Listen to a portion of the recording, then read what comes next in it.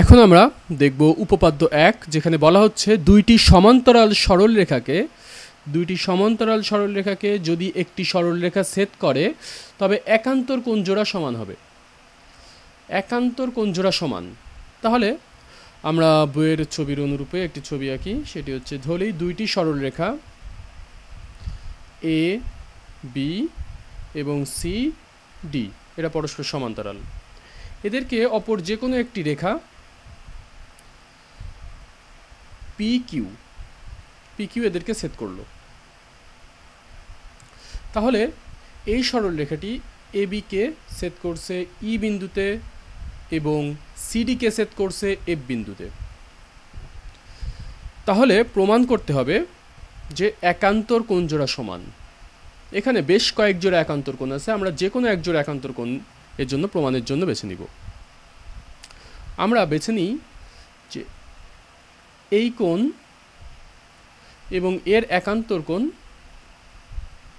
এটি, অর্থাৎ এ E F প্রমাণ করব আমরা। কোণ এ ই এফ সমান সমান একান্তর কোণ ই এফ ডি।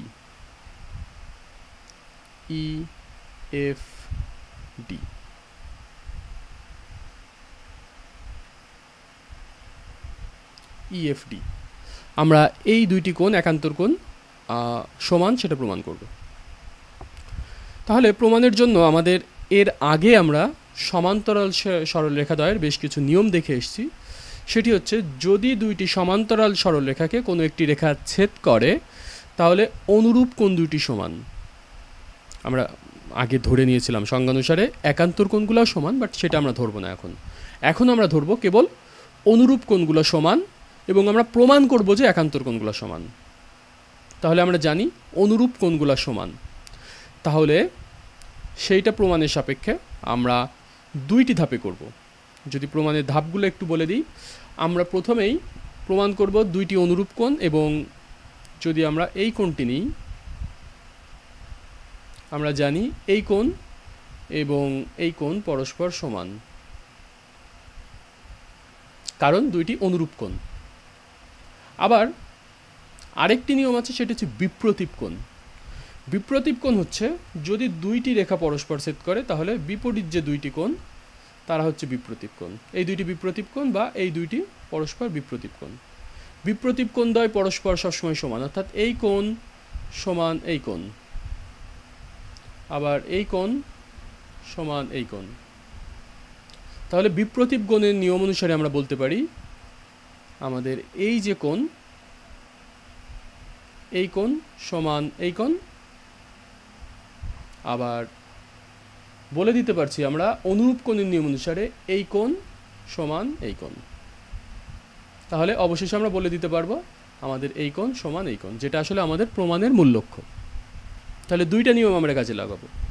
একটি হচ্ছে গিয়ে বিপ্রতীপ কোণের নিয়ম অনুসারে আমাদের প্রথম এ ই এফ অর্থাৎ এই কোণটি সমান এই কোণ, এবং দ্বিতীয় অনুসারে এই কোণ সমান এই কোণ। তাহলে সর্বশেষে আমরা এই অংশটি দুইটার ক্ষেত্রে বাদ দিয়ে দিব, আমার সমান হয়ে যাবে এই কোণ সমান এই কোণ। আমি একটু যদি পরিষ্কার করে আঁকি,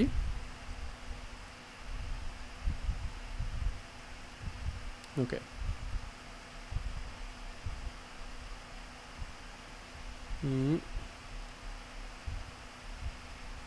ওকে, তাহলে দেখা যাক। আমাদের প্রথম ধাপ হবে হচ্ছে গিয়ে দুইটি অনুরূপ কোণ সমান করে আঁকা। তার মানে আমরা দেখছি যে এখানে প্রথম ধাপেই কোণ পিইবি, এই কোণটি কোণ পিইবি সমান কোণ ইএফডি, অর্থাৎ এই কোণটি সমান কোণ ইএফডি। এই দুটি কোণ সমান। কি জন্য সমান? কারণ তারা পরস্পর অনুরূপ কোণ। আমরা জানি সমান্তরাল সরলরেখাদ্বয়কে যদি কোনো আরেকটি সরলরেখা ছেদ করে তাহলে অনুরূপ কোণদ্বয় পরস্পর সমান। সেই সূত্র অনুসারে পিইবি সমান ইএফডি, পরস্পর অনুরূপ কোণ সমান। এবারে আমরা বিপ্রতীপ কোণের মাধ্যমে প্রকাশ করব। বিপ্রতীপ কোণের সংজ্ঞা থেকে আমরা জানি এই কোণটি এবং এই কোণটি পরস্পর বিপ্রতীপ কোণ। তাহলে আমরা বলে দিতে পারছি AEF কোণ AEF সমান সমান কোণ PEB কোণ PEB কোণ PEB, কারণ তারা বিপ্রতীপ কোণ আর বিপ্রতীপ কোণদ্বয় পরস্পর সমান।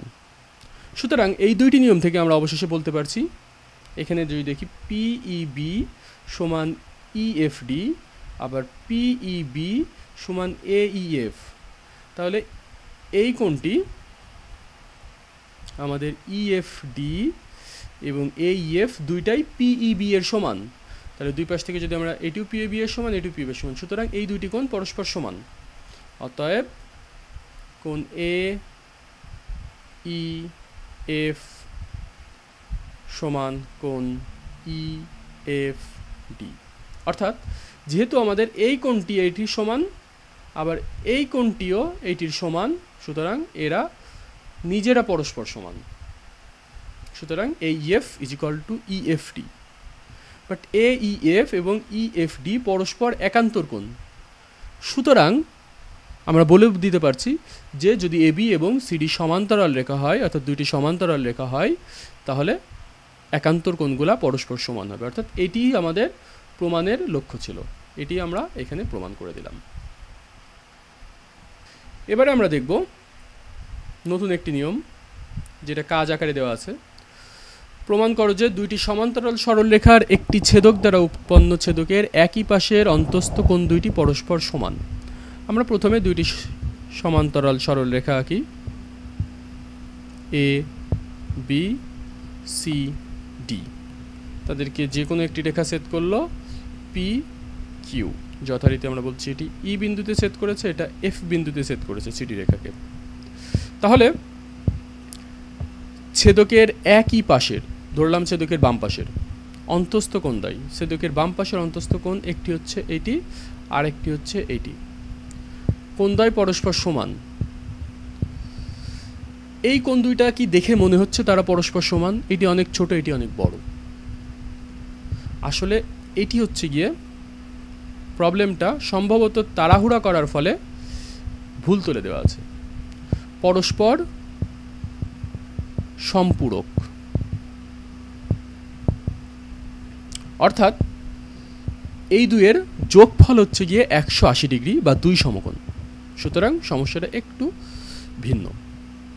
তাহলে এটা প্রমাণ করার জন্য আমাদেরকে যেটা প্রমাণ করতে হবে সেটা হচ্ছে গিয়ে প্রমাণ করতে হবে যে কোণ AEF কোণ AEF যোগ কোণ EFC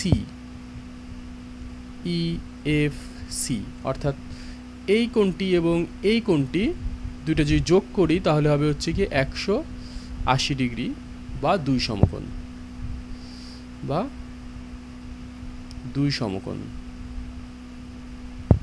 তাহলেই সম্পূরক প্রমাণিত হবে।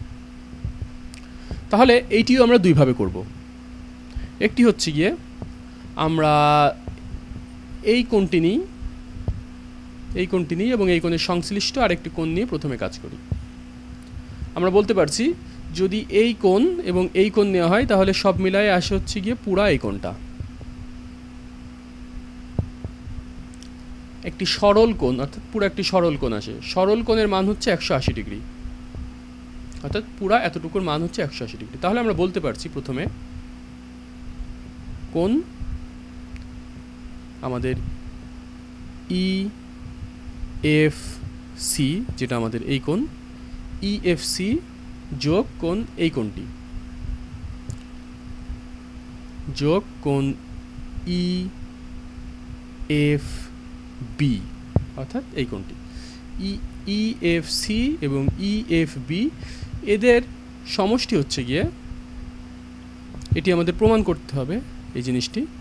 সুতরাং এখন এটাকে আলাদাভাবে করে নিই। আমি সম্ভবত নতুন একটি কালার নিয়ে নিই, কালার চেঞ্জ করে নিই এখান থেকে। সমান সমান 180 ডিগ্রি।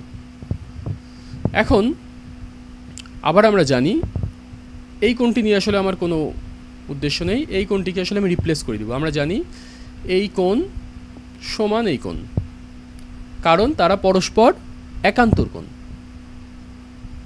অর্থাৎ আবার আমাদের এই কোণটি কি কোণ ইএফবি, কোণ ইএফবি সমান সমান কোণ এইএফ, অর্থাৎ এই কোণটি, কারণ এই কোণটি এবং এই কোণটি পরস্পর একান্তর কোণ এইএফ।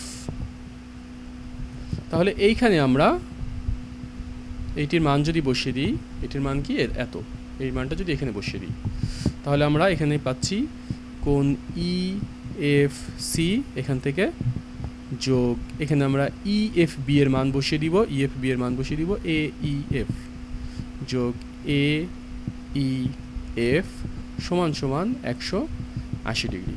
অর্থাৎ ইএফসি কোণ ইএফসি, ইএফসি এই কোণটি যোগ এইএফ, এইএফ, তাহলে একই পাশের অন্তস্থ দুইটি কোণ যাদের যোগফল হচ্ছে 180 ডিগ্রি, অর্থাৎ তারা পরস্পর সম্পূরক।